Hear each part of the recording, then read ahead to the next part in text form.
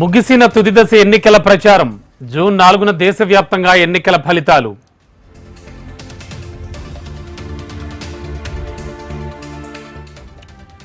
June 1న సరికొత్త record సృష్టించాలి. వారణాసి ఓటర్లకు ప్రధాని మోడీ సందేశం.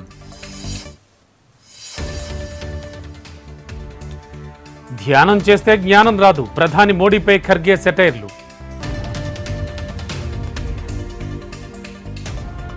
తెలంగాణ రాష్ట్ర చిహ్నం ఆవిష్కరణ వాయిదా. జూన్ 2న తెలంగాణ గీతం మాత్రమే ఆవిష్కరణ. రాజకీయ నేతలతో సీఎం రేవంత్ సమావేశం. రాష్ట్ర గీతంపై చర్చించిన సీఎం. పోస్టల్ బ్యాలెట్ చెల్లుబాటుపై కేంద్ర ఎన్నికల సంఘం క్లారిటీ. వైసీపీ అభ్యంతరాలపై సీఈఓకు లేఖ పంపిణీ ఈసీఐ. రెండో రోజు ఉమామహేశ్వరరావు విచారణ. అక్రమాస్తులపై ఆరా తీస్తోన్న ఏసీబీ.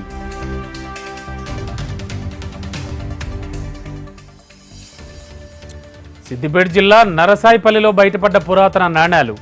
ఉపాధి హామీ కూలీల తవ్వకాల్లో బయటపడ్డ పురాతన పెట్టె. రాజన్న సిరిసిల్ల జిల్లాలో రోడ్డు ప్రమాదం. వేములవాడ నాంపల్లి గుట్ట దగ్గర డీసీఎం వ్యాన్ లారీ ఢీ.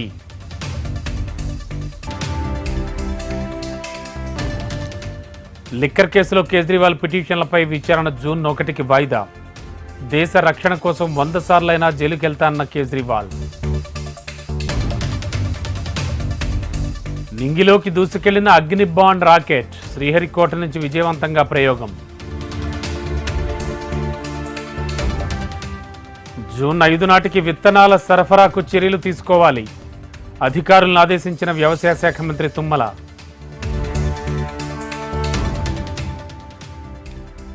రాజేందర్ నగర్లో డ్రగ్స్ కలకలం. సన్ సిటీ దగ్గర 270 గ్రాముల డ్రగ్స్ సీజ్. 2 అరెస్ట్.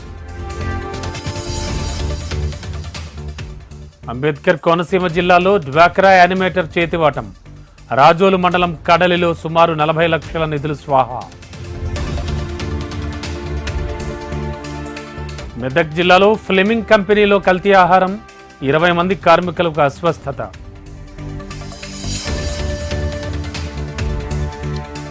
కోనసీమ జిల్లాలో ఇష్టారాజ్యంగా మట్టి తవ్వకాలు.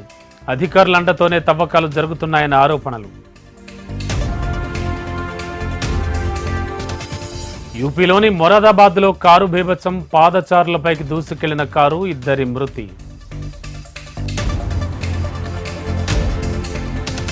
కేరళను తాకిన నైరుతి రుతుపవనాలు. 3 రోజుల్లో ఆంధ్రప్రదేశ్లోకి ప్రవేశించే ఛాన్స్.